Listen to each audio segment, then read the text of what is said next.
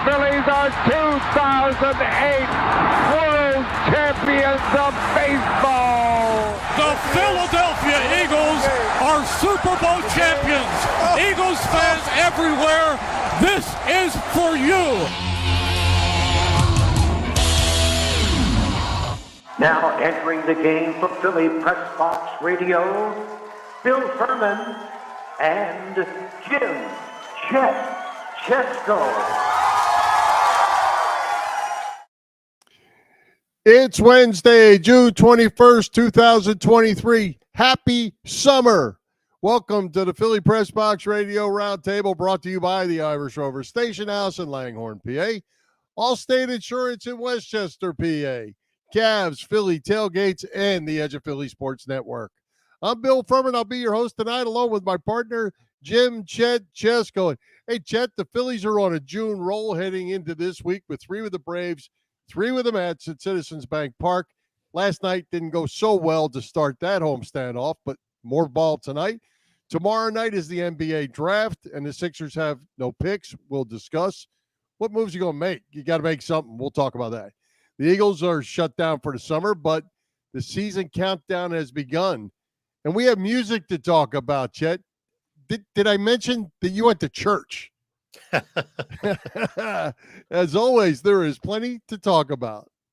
I got my summer shirt on for today, Bill, so I'm all ready. Yeah, a disappointing start to the Phillies-Braves series for sure. A 4-2 loss Tuesday night at CBP. The manager getting some criticism for some of the moves he made in that game. Another game tonight, weather permitting. They delayed the start of it. The series finale then Thursday afternoon. And, yeah, I know you're really excited about Thursday night's NBA draft, Bill. Well, I am. We'll get to that a little bit. No, you're not. There's a generational player out there, and I'm going to try to get this right. Victor Wembanyama, I believe, from France, 7'2", 7'4", 7'5", whatever. He's big. You look him up, you find it out. 210 pounds, 19 years old, and he is a generational player, they say, that we have not seen anybody like him with the high school hype since LeBron James. They said Ben Simmons was a generational player too. So, we'll see. We shall see. Certainly a challenge, though, Bill, regarding the Sixers and this whole draft thing. No second-round pick for the Sixers. We still don't know whether James Harden is going to be a Sixer again next year. I should note there was a Philly Voice report yesterday that the Sixers are exploring multiple options to acquire a second-round pick, very possibly a mid-second-round pick that the team would add a future rotation player with. Boy, that's going to get everybody excited, huh? You're right. Well, I mean, how do you build a team, Chet, and add depth in the NBA when you don't have a first or a second-round pick? You've got to do something. There's rumors out there that Tobias Harris is gone. Yeah. There's Tyrese Maxey rumors floating around out there. Of course, Harden, as you mentioned. Are they going to come out of tomorrow with a complete new look? Or are they just not going to make any picks? There's a lot of buzz that Tobias Harris might be traded on draft night. Daryl Morey has made some draft night moves before. Al Horford a few years ago. So we shall see. And regarding second-round picks, the Sixers have drafted guys like Paul Reed, Shake Milton, Isaiah Joe, Passy, the big center. So, I mean, they've got some guys over the last 5 years who have played a bit and contributed in the NBA. So, maybe they'll surprise us, get a second-round pick, and get somebody who can help them in the next year or two. Right. Now, just for clarity, the first-round pick went to Utah, right? Yeah. And the second-round pick was forfeited for tampering. I think it was the Harden case, but I don't remember. Yeah, tampering. So they don't have a second-round pick. They do have picks next year, and then they don't have picks again in 2025 in the first or second round. So Daryl Morey's got his work cut out for them for the next couple of years. Yeah, and this was the organization that had assets, all kinds of assets. Now they ain't got nothing, and they still haven't advanced past the second round of the playoffs. Yeah, so there's not a whole lot of excitement right now in Sixerville. Maybe that'll change, tomorrow night. Maybe they will move Tobias Harris and get something back in return. Maybe we'll get some resolution to the Harden thing. I think we will by July 1st. Certainly, that's when things really, kick into high gear. So, going to be an interesting couple of weeks for the Sixers. Well, let me ask you. I mean, because you're the big basketball fan here, or big Sixers fan out of us. What moves the needle for you? What needs to happen? What do you want to see happen that you can come out of? Let's pick July 1st. Come July 1st, say, man, we're a better team now than we were at the end of the season. What's going to make that happen for you? Well, I think they're actually going to have to take a step back this coming year. They would probably have a better chance of getting to the second round, at least, again, if they brought James Harden back. But I've seen enough of James Harden. He's not going to be any younger next spring than he was this spring. And we saw what happened, in the deciding games against Boston. So I'm willing to let him go wherever he wants to go. Houston, I don't care. Work something out, send him on his way. And I like Tobias Harris. I mean, it's not his fault that they overpaid for him, but if you can get something decent in return for him, I think some team will want him since he's got an expiring contract, 1 year left on his exorbitant deal. So that will free up a lot of space for both the Sixers and his future team. So, I think this next year is just going to be kind of a throwaway year, and you start building for the following year. Get some pieces around Embiid, and then hope you get a decent draft pick next spring, a year from now. So I have a feeling I'm not going to be overly excited come July 1st or October 1st about the next year's Sixers team. Well, I'll tell you, you're catching me a little off guard with this, because that's not what I would have expected you to say. I didn't know what you were going to say, but Embiid's not getting any younger. No, I don't not. know that you can waste a year or two. As if you got young players, they're not going to step in and be superstars as in their first year. So you're really kind of catching me off guard. I think that window is closing quickly on Embiid, and you better figure out a way to win soon. I would like that. I just don't know what they can possibly do. I mean, unless Daryl Morey is a lot more talented and brilliant than we expected, I don't see how he can pull something off this coming year. I really don't. Yeah, and if you did trade Harris, and if you traded Maxey, which I really hope they wouldn't trade Maxey, but are you going to get better players than them for them? Yeah, I don't want to see Maxey go. I think you might get something slightly better than what Maxey is now, but Maxey's still improving. He's getting better every year. He had a couple of down games in the playoff, yeah, but so did the whole team. I'd rather keep Maxey and Embiid for this coming year, build around those guys, hope Embiid can stay healthy for another couple of years, hope that he's healthy in the playoffs for a change. I know that's a long shot. You never know, but I don't know, Bill. Getting back to the draft, though, I saw this mock draft from the other day. There's that big guy. They have him listed here at 7'5", Victor Wembanyama, 19 and a half years old. So you can't teach height, Bill. So he's going to go to the Spurs with the number 1 pick. We'll see how that works out. And this Scoot Henderson guy, he's a G League player, but I guess he's not affiliated with any team. And a lot of folks think he's going to be a future star. So he's likely going second. And look at all these other names. They're all either freshmen in college or international guys. So you don't even get to see guys play in college, 2-3 years like you used to. It's a whole different world now, Bill. Yeah. And I was actually, this is a different mock than I saw that I've been following, but I was going to say to you exactly this about the load of freshmen. Yeah. That are in this group. It's the whole one and done. Why even let them go to college? Just even a Villanova guy, Cam Whitmore, in there who could go as high as 5th according to this mock draft. So yeah, I'll be honest, I haven't followed a whole lot of these guys closely at all. I've heard of a few of them, of course, the number 1 guy and Derek Lively out of Duke. But I don't know. I'm not going to be watching the draft Thursday night like I would on a typical year with the very few big names and the fact that the Sixers don't have a first-round pick. You got it.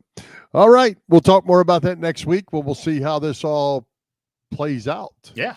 But hey, I know you're chomping at the bit to talk Phillies baseball or music or whatever, but hey, what about your trip to church? I'm sure just to get a selfie with the great Judy Arnold, you went to church on Sunday. Boy, we're covering all the bases tonight, Bill. The Phillies, the NBA draft, music, roller derby, and yes, church. Roller derby and church go together in this case. I would not be considered an overly religious guy. I think you know that. But yeah, I did, in fact, attend church on Sunday. I didn't burst into flames or anything when I got there, so everybody was okay. They welcomed me. It was very nice. The Capital Assembly of God Church in my lovely town of Hamilton, New Jersey. The church is about 3.5 miles from my house. I saw Judy there actually about 6 years ago when she visited, and she's back in the area this week. And I did record just a smidge of, she spoke for about 20 minutes. And this is what she said about when, I think it was 1973, 50 years ago this summer, that she retired from the sport at the young age of 29. And this is what she had to, tell her teammates and managers all about that. I told my boss I was quitting, and the Holy Spirit said, "Tell him you'll never be back." How many of you know those words are hard? If that's all you know, going around in circles and hitting people, what else are you going to do? What kind of job? I told one TV show I was on, I thought about being a bouncer, but I don't know what else to do. Could have been a bouncer. She was tough. Did you say 50 years?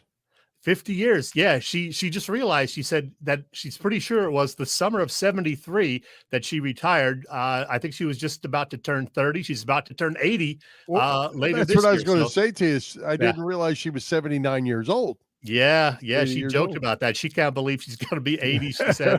Right. I can't believe I'm going to be 50, Bill. So, Well, right. I understand that. So you got all kinds of stuff stacked up there in the studio. Any selfies of you and Judy that you? Of course. Here's Judy and Cindy Ogben. She was a teammate who I remember from the late 60s, early 70s with the Philadelphia Warriors. I actually met her and Judy together the first time, 2012, when there was a roller derby event in Philadelphia organized by my old pal Gary Powers, who's the president actually of the Roller Derby Hall of Fame. Who knew? So yeah, Cindy and Judy are still tight. In fact, Judy is staying at Cindy's place for at least this week. And there's Judy with the book. And I got a shot of Judy preaching, also a couple of shots of her. So yeah, it was pretty cool. And I should mention that Judy will be in the area for another few weeks. This Sunday, she'll be making a similar appearance at the Latter Rain Church in Philly. That's at 3020 North 24th Street. Just like this past week, it starts at 10 a.m. She will speak during the service and afterwards be available to sell and sign her book. There'll be another appearance in a week or two after that in Christiana, Delaware. So I'll keep you posted on that.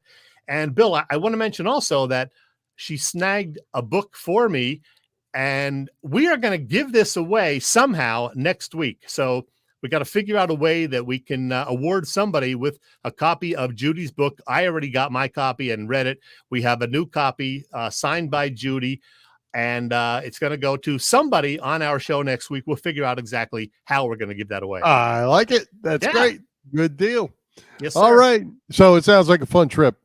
Oh, absolutely. And a little church never hurt anyway. Exactly. And I survived, and they were all very nice to me, said I'm welcome back anytime. So there you go. Maybe. Who knows? All right, Chet. Summer's here. Gas prices a little high. Not so bad right at the moment, but it's time for you to save some money with Allstate's pay-as-you-go auto insurance. Yeah, Bill, Allstate's pay-as-you-go auto insurance puts you in control. You only pay for the miles you drive with the same full coverage that a traditional policy offers. Pay-per-mile insurance gives customers greater control of their insurance costs. See how much you can save with pay-per-mile car insurance by calling your local agent in Westchester, Pennsylvania. That is Dave Lavoie. And in addition to auto insurance, Dave's Allstate office also offers home and renters insurance, life insurance, business insurance, and more. Allstate, Westchester, Pennsylvania. Call Dave Lavoie at 610-430-0700. Once again, 610-430-0700. Very good stuff. Hey, Chet, you had a very busy weekend, and it included a trip to the car show at the Irish Rover Station House that we talked about for the last few weeks with Chris Gaskell. It was a nonstop weekend, Bill, like many of mine are. Church on Sunday morning, and then a quick change and a trek to the Irish Rover in Langhorne, PA. And what a day they had. Beautiful weather, warm but not stifling, and the Rover's annual Father's Day car show. boy, that was a lot of fun. They had some 200 plus classic cars on display. Now, I'm not a huge car guy, but even so, they are a lot of fun to look at. Cool cars from the 1940s, 50s, and 60s, right on up through the early 2000s. And most importantly, they raised a whole bunch of money for the Bucks County Community Foundation. So a great event. Now, going forward, the Rover, as always, has Killer Burger Thursdays, dinner specials Thursday through Sunday. And they have something coming up next week. And this is a popular event with the ladies for the most part. It's a paint and sip event, Tuesday the 27th, 6:30 to 8:30. Just a handful of tickets remained as of yesterday. So you might want to check immediately if you're interested. A paint and sip event at the Rover. I think I know what they're sipping. A handful of tickets remained, as I said, as of yesterday. There's always 24 beers on tap at the Rover and a great bunch of beer tenders and wait staff there at the Irish Rover Station House. It is on Bellevue Avenue in Langhorne. You can get more details on their website, irishroverstationhouse.com.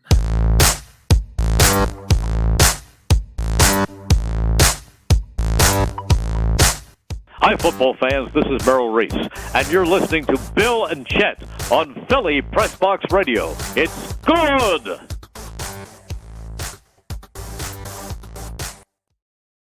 You know, Chet, I don't care if it's the first day of summer. Hearing Merrill Reese's voice is good. It's always good. You know, I hear some commercials on WIP for the upcoming season, you know, telling sponsors if they're interested, you know, now's the time to get in. And just hearing Merle do some highlights from this past year, yeah, it gets the juices going. So I'm ready for football, too. And it won't be long. I guess it's just about a month that training camp opens. So, yeah. Absolutely. Be here before you know it.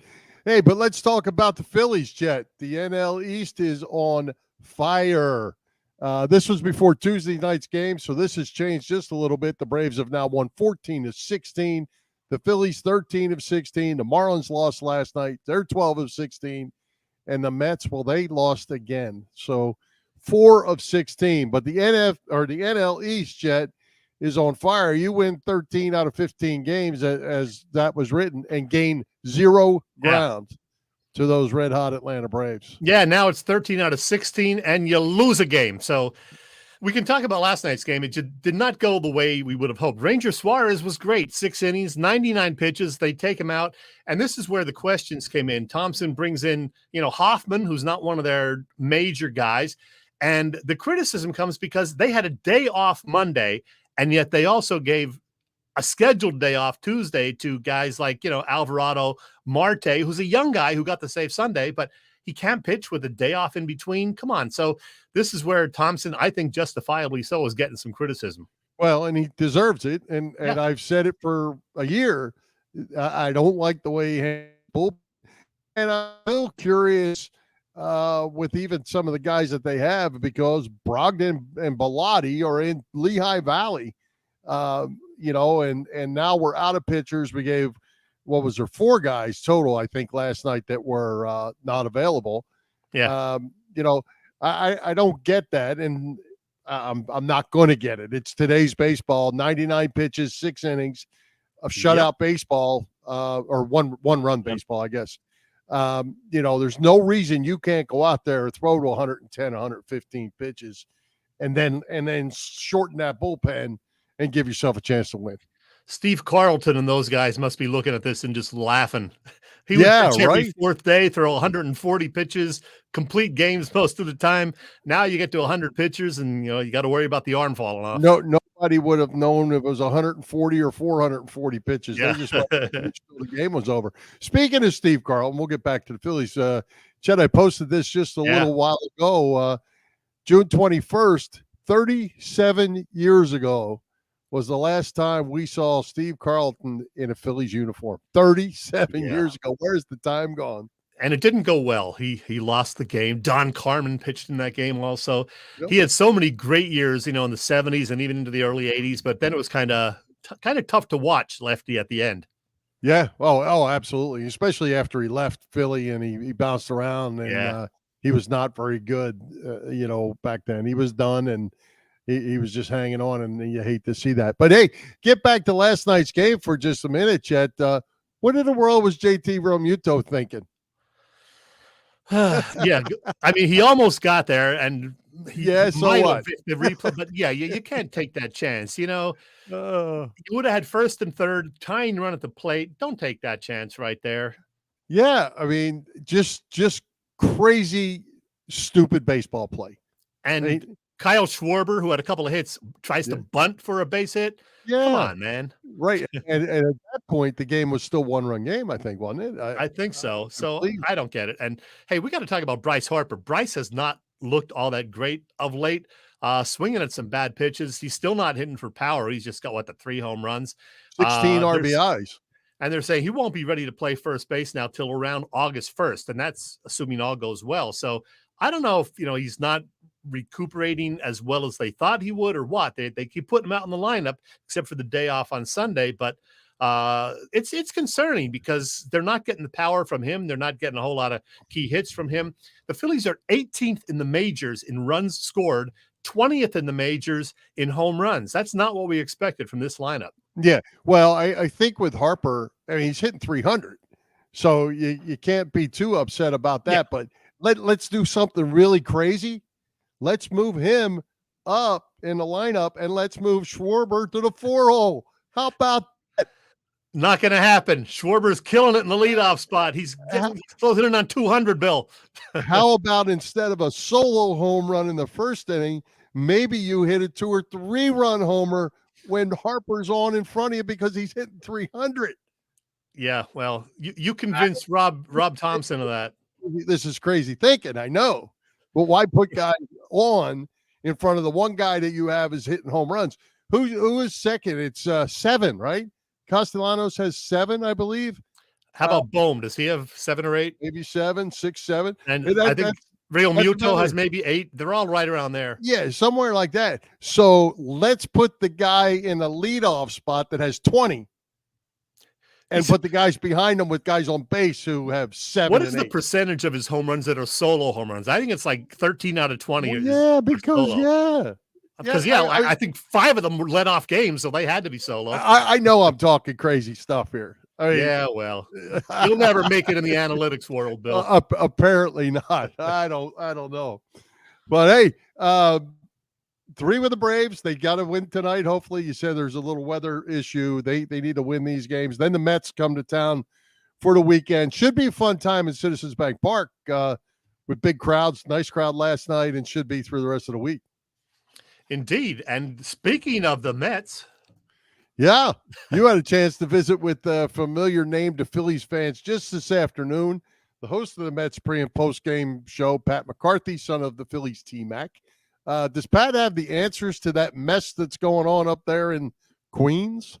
He gave it a shot. Here we go, Bill. All right. Great to have this guy making a return visit to Philly Press Box Radio, even though he's now doing so as, well, someone from enemy territory, former Lehigh Valley Iron Pigs broadcaster, but now pre- and post-game radio host for the New York Mets.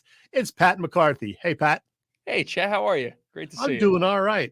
So, yeah, you called Iron Pigs games the last, 4 seasons, I believe. Now you're working up I-95 for the Phillies' rival New York Mets. I'll ask about the team in a bit, but let me ask you about things on your end. I mentioned you do the pre- and post-game shows.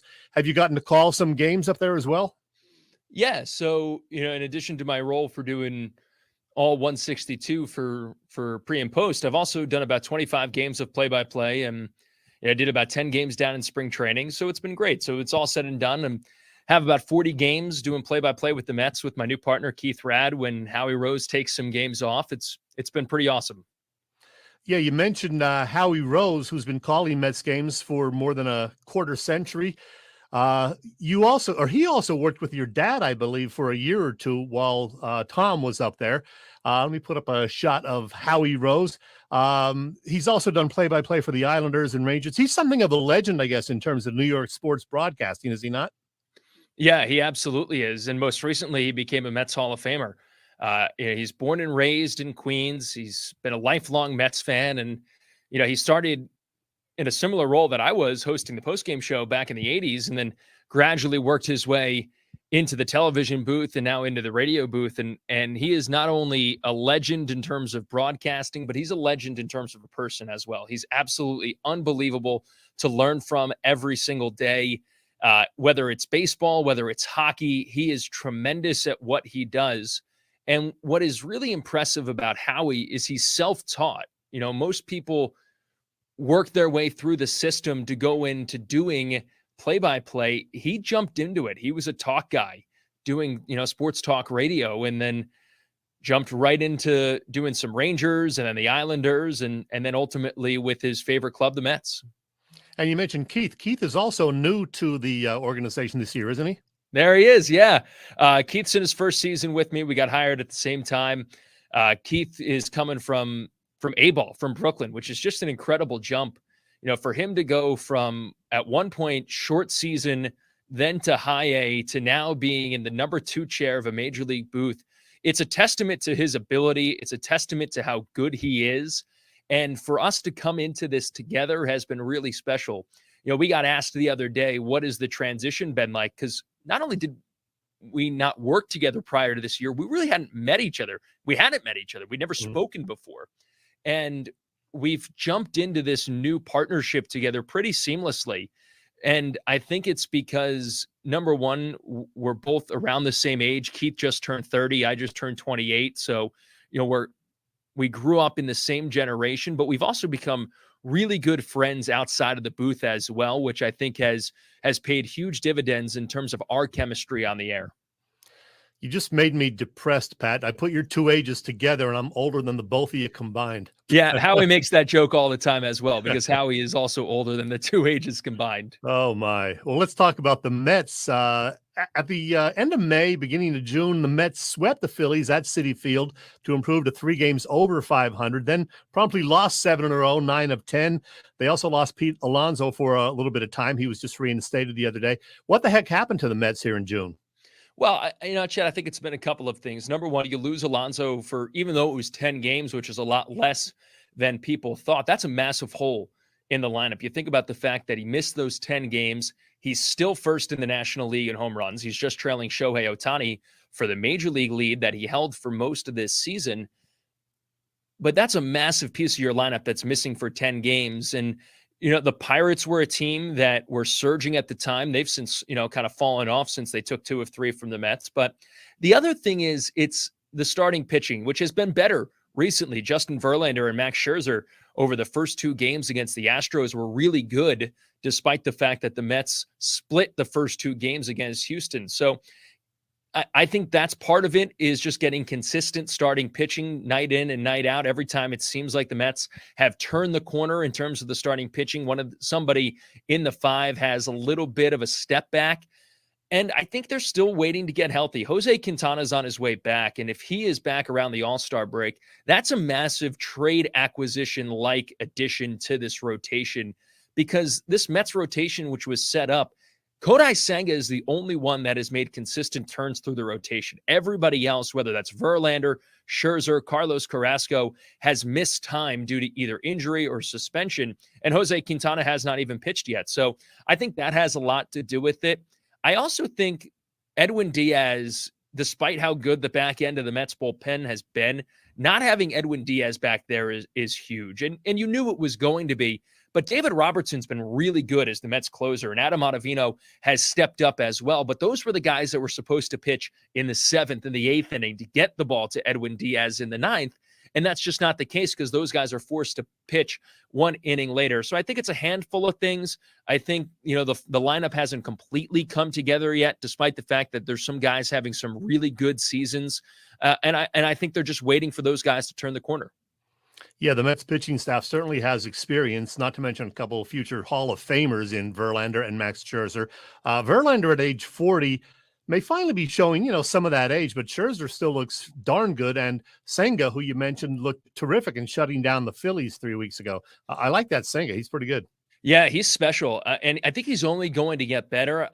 I think it gets lost sometimes, the adjustment that players need to make when they come over from Japan, especially right now for Kodai Senga, because he's not only trying to learn the language, he's trying to learn the game in the United States, but there's all these rules that American players and players that have grown up in the majors are trying to learn. And here comes Kodai Senga. He's trying to adjust to all these different things. He's got to learn the pitch clock. He's got to learn the disengagement rules. So there's so much being thrown at him right now. I think he's only going to get better. He's got a really big personality that even despite the language barrier still shows. I think he's going to be really good. And when that ghost fork is good, teams cannot touch it. Pat, the Mets have really had the Phillies number last year and this, winning 17 of 22 meetings. You've seen it from both sides. How is that possible? Yeah, it's really interesting. I have seen it from both sides. And I think it's, number one, I think the Mets just play really well against the Phillies. And if you look at the series in New York the other day or a couple of weeks ago, it was a close series the entire way. A couple of things go differently here and there.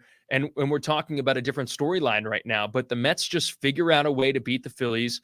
And you go back to the game at Citizens Bank last year where the Mets erased the 7-run deficit in the 9th inning. New York just figures out a way to beat Philadelphia. This is going to be a really interesting series when these two teams meet over the weekend, because you're going to have a Phillies team coming off a series against Atlanta.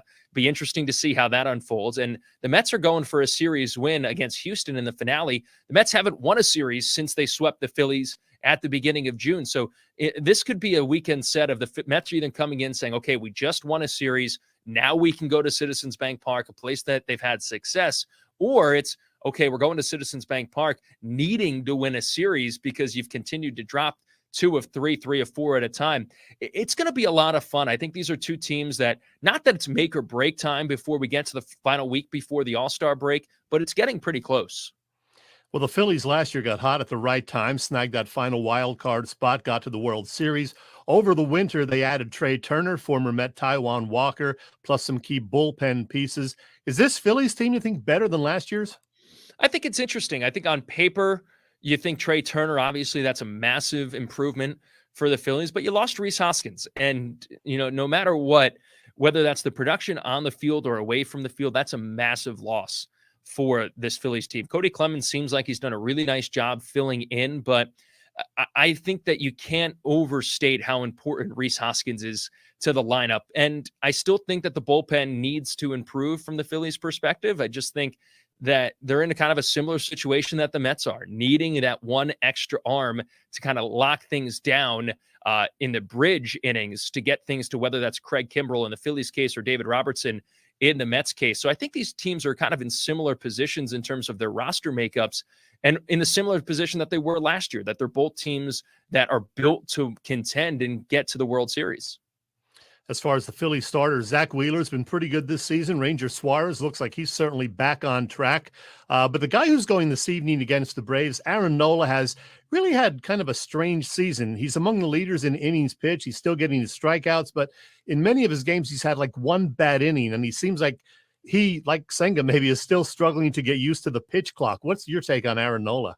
Yeah, I think he's in a very similar situation that a lot of guys are in. I think that pitchers across Major League Baseball have become accustomed to a certain way of pitching, and pitchers are creatures of habits. They like to work the clock. They like, and figuratively speaking, work the clock in terms of forcing the tempo on their own. So I think when it comes to Aaron Nola, I think when it comes to guys like Kodai Senga, Carlos Carrasco went through it early on for the Mets, that these guys are just taking some extra time to kind of figure things out and figure out ways to pitch with the clock versus pitching against the clock. Pat, I know you're hoping to be working with the Mets into October or even November, but beyond that, what's your winter broadcasting schedule looking like?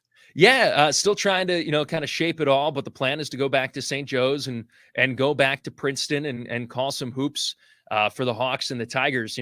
All three of those programs are trending in the right direction, whether that's the men's and the women's side on St. Joseph's side. And then on Princeton's side, the Tigers just went to the Sweet 16 and looking to build on that. And I'm excited to be a part of it. I love calling hoops in the winter.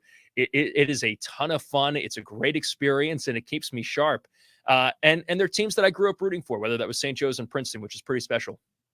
Yeah, like your dad, you seem to be able to do it all. Your dad, Tom McCarthy, is often called T-Mac. I should know this. Do people call you P-Mac at all? Not as much as people call him T-Mac, for sure. When I was younger and playing baseball in college and stuff like that, sometimes they called me P-Mac. But no, not really. Not for the most part. A couple of buddies will say it here and there, but it hasn't caught on. Gotcha. Well, let's hope for a good weekend. The Mets and Phillies at the ballpark. Pat McCarthy, great to see you and talk to you once again. Yeah, thanks, Chet. Appreciate it. Hey, Chet, I'm going to tell you that is one smooth 28-year-old right there. Oh, 28 years old, Bill. That's turn depressing. us on. Got to turn the mic on. See, Pat knows that. I don't. Yeah, yeah. 28 years old. He's good. You know what? He's got that kind of thing going on that will be like Joe Buckish. Like we'll be seeing him. Our kids will be seeing him for a long, long time. He's really good. Yeah, and like his dad, a super nice guy. So it's just a pleasure to talk to him. Yeah, and a lot of Mets enthusiasm from him too. I would say probably a lot more than you would get from, say, me. Well, maybe he'll do what his dad did. You know, he was in Philly for a while, then he was up in New York for a while, then came back to Philly. Maybe we'll see Pat in Philly again someday. Who knows? Yep, absolutely. All right, good stuff. Good interview, and Pat's good. No doubt about that. He really is. Well, hey, let's give a shout out to all the shows over at the Edge of Philly Sports Network this week. Chet, the gang has all the bases covered. You can catch all the action at www.eopsports.com, as well as Edge of Philly Sports on YouTube. You can also find our show on Philly Press Box Radio's YouTube channel. Help us out. Hit those subscribe, follow, and like buttons. And as always, share with your family and friends. And as you can see, every night has something going on. We're still hanging in there with Monday Night Talking Eagles. So no time is a bad time to talk Philly sports on Edge of Philly Sports Network. Well, football season is year-round, Bill. You know that. So, yeah, I'm not surprised. Absolutely. Well, you hear something? I was thinking I did, and then I thought maybe I didn't. What do we got? We got a random Chet? We gonna talk 2 weeks in a row, Bill. 2 weeks in a row. I'm gonna give you a random Chet. Why the heck not? Fat Mez?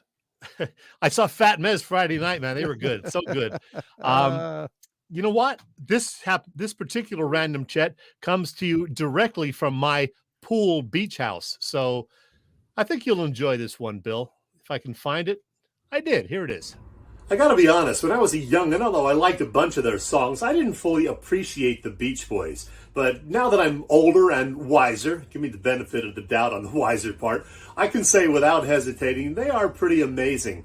I mean, just the volume of hit songs they had in the 1960s, pretty darn close in terms of output to both the Beatles and Stones. Anyway, knowing that the legendary Brian Wilson would be celebrating a birthday the other day, number 81 incredibly, I started re-listening to a whole bunch of Beach Boys classics and really digging them. Let's face it, pretty much every music fan from my era owns a Beach Boys album or two. At the very least, you know, one of their greatest hits albums or CDs, like this one, the great Endless Summer that came out in the mid-1970s. That was a huge hit. So on Facebook on Monday, I asked folks to give me their 3 favorite songs by the Beach Boys in order, and more than 40 of you played along. Not surprisingly, there were a whole lot of hits mentioned, the big hits quite often, but there were some deeper cuts mentioned too. All in all, 29 different songs did get votes. Now, before I tell you how the voting went, I'll tell you what my favorites are, and as many of you guys noted, this was really, really difficult. I narrowed it down to 6 potential favorites, and well, the order could change from day to day for me, depending on my mood. Alphabetically, though, my 6-pack would be California Girls, Don't Worry Baby, God Only Knows, Good Vibrations, Sloop John B., and Wouldn't It Be Nice? But since I made you guys do it, I had to narrow it down to my top 3 as well, and I ended up cutting Don't Worry Baby and 2 true classics, California Girls and Good Vibrations, both of which are absolutely perfect, but hey, so are the other 3 on my list. So, in reverse order, my personal top 3 faves would be number 3, God Only Knows, number 2, Wouldn't It Be Nice, and number 1, a song that, for whatever reason, I've pretty much loved from the first time I heard it, Sloop John B. from the 1966 Pet Sounds album. But what did the 40-plus folks, including me, who cast votes, determine the very best or favorite Beach Boys songs to be? Well, I can tell you that a few pretty big hits did not make the top 10. Fun songs like, well, Fun, Fun, Fun, Catch a Wave, Little Deuce Coupe, Be True to Your School. Nor did later hits like Good Timin' nor Kokomo. Just missing the top 10, the aforementioned Fun, Fun, Fun, Caroline No, and surprisingly, the massive hit California Girls. How about that? Okay, I'll now put up a graphic showing the top 10 based on our voting. Each first place vote getting 3 points, each second place vote worth 2 points, and third place vote 1 point. So, drum roll, please. Look at that. God only knows our winner by 1 point over Good Vibrations. I had a hunch both of those would be in the top 3, even though, I ended up having to leave out Good Vibrations from my personal top 3, which was a tough decision. Wouldn't it be nice? I get around and in my room round out the top 5 in the voting. Can't argue with any of those choices. Anyway, 60 years of Beach Boys music certainly gave us a lot to work with, and this was fun, fun, fun.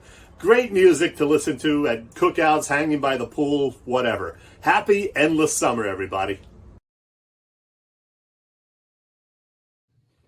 Hey, that was fun. What happened to Help Me Rhonda? Help Me Rhonda. Was I the only one that gave Help Me Rhonda a vote? Yeah, Help Me Rhonda was only mentioned by 3 people, believe it or not. 2 second place votes and 1 third place votes. 5 total points. How about that? That's another one that I thought would be higher. Me too. All right, hey, speaking of music, there was a pretty good concert at the Link over the weekend. Billy Joel and Stevie Nicks, 2 of my favorites. You just said Friday night you were at Fat Mez. What's wrong with you? Let me tell you what happened. I really wanted to go to the Billy Joel Stevie Nicks show, and when it was announced several months ago, I talked to a couple of my friends who were also interested, and they were going to get the tickets when they went on sale, and they screwed up and didn't get them right away. And so all that were left were the really, really expensive ones, which we had already discussed we weren't going to get. So they screwed up, didn't get the affordable, as it may be, tickets, and so did not get to go. Later on, a friend of mine had an extra ticket, but I've already made arrangements to go see Stevie and Billy in Baltimore, October 7th. So I will be going down to whatever it is, that M&T Stadium or something. October 7th, I'm going to see Billy Joel and Stevie Nicks in Baltimore. I heard it was a great show in Philly, though. Yeah, Joe Howell has a comment for you. They are your friends. I should never trust anybody else to get concert tickets. I'm normally the guy who gets them for everybody else when we go together, and then they pay me, Venmo me the money. So this time they volunteered to do it, these people who will go nameless, and they let me down. There you go. Well, I heard it was good too. And do you have any idea what the attendance was? How'd they have that stadium set up? I don't know. I'm pretty sure it was sold out or darn close to it, other than maybe some of the really, really pricey tickets. I assume it holds over 60,000 even for a concert, but I don't know. I didn't look at the clips that closely, but I did see a couple of the clips of both Billy Joel and Stevie Nicks, and they both sounded very good. I assume they also did something together, but I didn't see any clips of that. Bill Barnes is covering his it was not tracks. No. In fact, Bill invited me saying he had an extra ticket and I could have gone with him. I would have given him whatever money he asked for, but I would have had to take the day off, and then I would have had to decide if I was going to. Wow, stop that Wawa stuff. Come on, man. But Fat Mez was good anyway, so that was fun. Fat Mez is not Billy Joel and Stevie Nicks. Sorry. I will see them October 7th, I guarantee you. All right, good stuff. All right, hey, what's going on with Bob Cavanaugh at the gang at Cavs Philly Tailgates? That is a great question, Bill. And you know what? I'm going to put up a graphic and tell you exactly about Cavs Philly Tailgates. Bob Cavanaugh at Cavs Philly Tailgates has been cooking up terrific catering businesses for more than 30 years now, known for their tailgate parties primarily. Cav is a 3-time winner of Philly Tailgates, Jack Daniels Great American Tailgate Party Contest, and a past winner of the Philly Daily News Tailgate Award, even featured on the Food Network. Cav hosted a tailgate recently at the ballpark, and now the next one is scheduled for Saturday, October 5th. That'll be before the Phillies-Royals game at the ballpark. Check out the menu for that game. This is what they typically have for the tailgates outside the ballpark.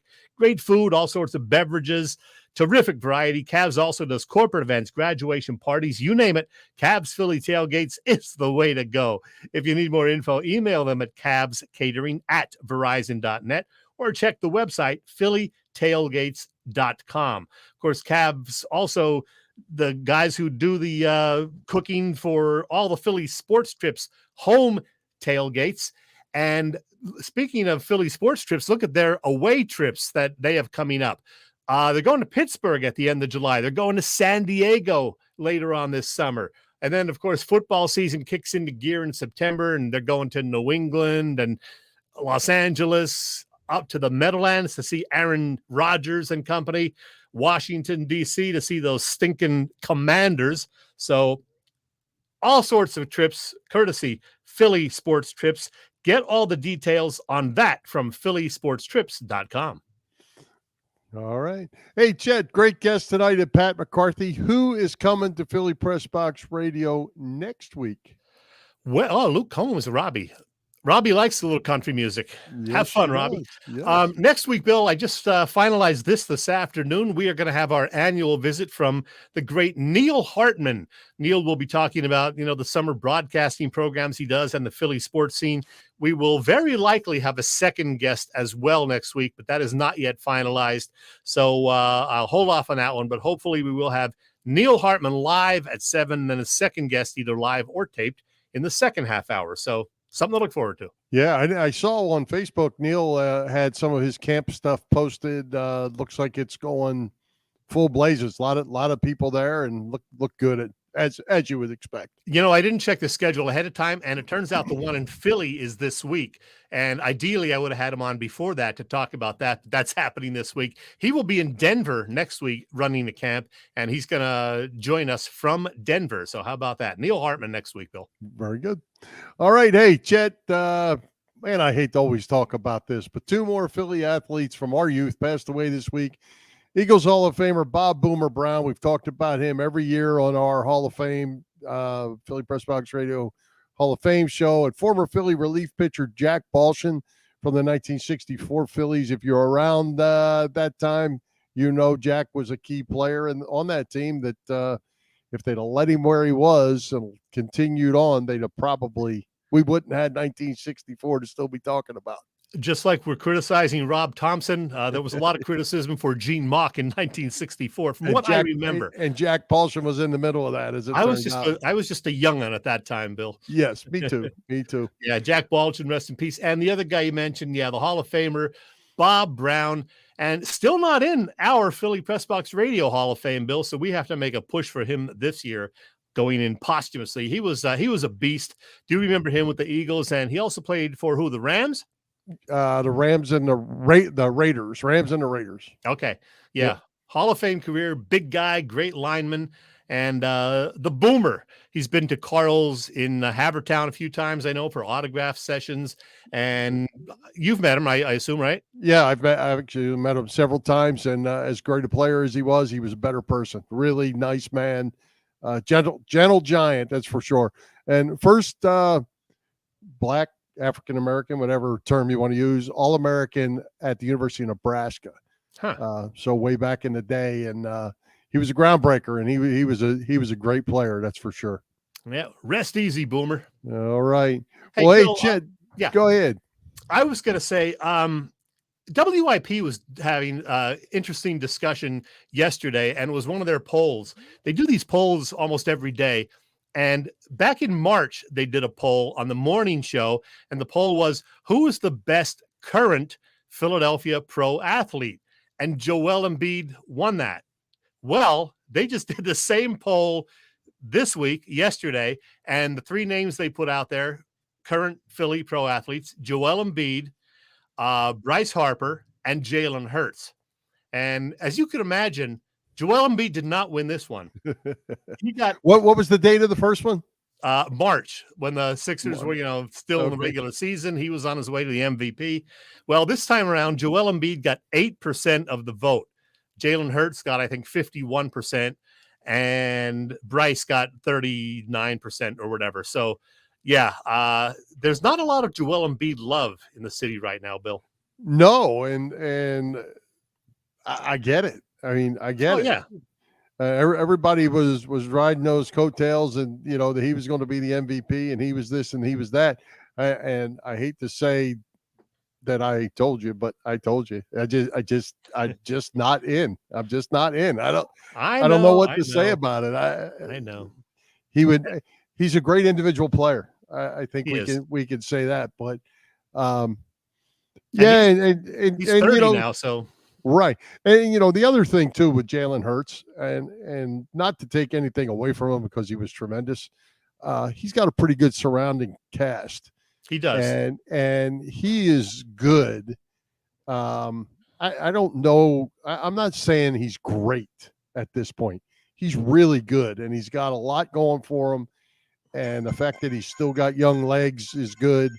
But he's just a kid. He's 24 his own self. And he's only really had this one great year, but yet we're anointing him the best in Philly right now because of that 1 year, and because we know his work ethic and the fact that the Eagles are such a good team and have such a great cast of characters, as you said, around him. Just, quality guys in Kelsey and Lane Johnson and Brandon Graham. So, there's that.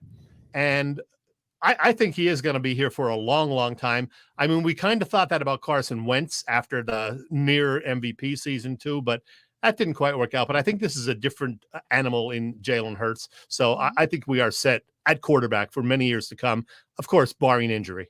Yeah. Well, I think if you take a step back from it, and you probably know I'm going to go here, if you look at all the teams and you say, who is the best player on all the teams, right now, give me one guy that is probably a surefire Hall of Famer at this stage of his career. You got him? I got a few, yeah. Jason Kelsey. Jason Kelsey is the first one that comes to mind. I think Lane Johnson has a very good shot, but Kelsey is the no-brainer. Kelsey, Lane Johnson, and Bryce Harper are probably your Hall of Famers if it were today. Yes, and I know you don't hear this, but Joel Embiid is a Hall of Famer too. We'll see about I think he is. I mean, just because of his career and the numbers he's put up, it would certainly help if he would win a championship. But I think just based on the MVP season, the runner-up MVP seasons, and his stats, he's a Hall of Famer. Not quite as much of a lock as Jason Kelsey, but I think he is a Hall of Famer. Yeah, well, we'll have to see. I mean, and he may not even need to win a championship. Allen Iverson didn't win a championship. Yeah. But I think he's still going to have to put some seasons together. I think Kelsey is in. Lane Johnson is probably in, and Harper, barring any injuries and continues a normal finishing of his career, I think he's probably in too. How about Fletcher Cox? Fletcher Cox, a Hall of Famer? No. Close. He's good, but no, I would say probably not. Okay. I mean, and why I say that is the first name that comes to my mind is Aaron Donald.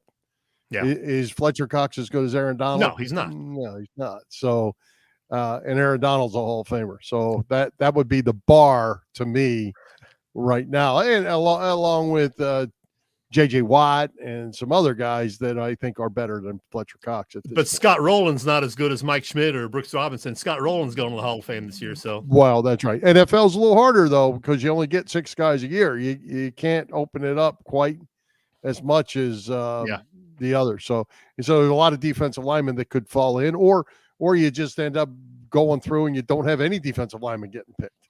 One other Embiid note: the prospective or the Vegas odds for the Vegas odds for MVP for the NBA next year have come out. Not surprisingly, Jokic is number 1, but Joel Embiid is 4th. Second or third would be Giannis and that Luka Doncic. So Embiid's still 4th as a potential MVP. That doesn't surprise me that them 4 would be there in whatever order. Yeah, Jason Tatum 5th. Yep. Hey, one other thing I want to throw at you, Chet. I'll be making a trip to Chantilly this weekend to the big memorabilia show. Brian Dawkins will be there. Randall Cunningham will be there. And speaking of defensive linemen, and Delco Proud from St. James High School, Temple University, and the New York Jets, by way of the Hall of Fame, Joe Klecko will be there as well. So it's kind of looking forward to that. Does this have anything to do with Chantilly Lace, the song? I don't know. It's Chantilly, it's Chantilly, Virginia, right next to Dulles Airport. That's all I know about it. I don't even know what that song's about. Chantilly Lace got a pretty face. What does that mean? I have to analyze those lyrics. I don't know. I can't help you with that. That's out of my league. Hey, two real quick hockey things. First thing, Flyers revamped uniforms. Now, I don't think they're drastically different. You know, the Flying P logo still there in the center, but they're going to the burnt orange that they had once before, I guess. Some other minor changes with the numbers. Plus, you got the Blue Cross sponsor logo now. What do you think of the new uniforms, Bill? Take that sponsor logo and put it someplace else. Where, Bill? Well, so someplace. Use your imagination. The colors, I'm fine with the colors. They're not ever going to change that logo. Yeah. Which they shouldn't. The burnt orange sleeves there on the white jersey, they go way back into the day. Yeah. I kind of like them. The blacks are okay for every so often, and I'm good. I'm good with it. They're pretty much the same, just a little tweak. I'm just not big on the billboard. And Ken Hitchcock, I see, is going into the Hall of Fame. Going into the Hall of Fame. Builders version or whatever. Did you realize he's fourth in the NHL in wins all time, regular season? Yeah. Well, him and Laviolette and what's his name? Tortorella. They're all up there. They're all up in the top. You know, I have the list somewhere. Scotty Bowman is, of course, number one. Joel Kenville is number two. I forget who was third. And then, Ken Hitchcock fourth. Yeah. Oh, yeah. I think I got the list. I think Peter Laviolette just got hired by the Rangers as well, right? He did, yeah. Yeah. Number three, Barry Trotz. Okay. Yeah, he's pretty good too. Tortorella is 11th on the list with 704 wins. Laviolette somewhere in the middle. I think he's 7th or 8th on the win board. Pretty good. You know what I noticed? I looked at the win totals for all of the coaches, the top 30 or whatever. The top 27 NHL coaches among wins all coached at least two teams, and in some cases as many as 5 or 6. Boy, they recycle coaches in the NHL like you wouldn't believe.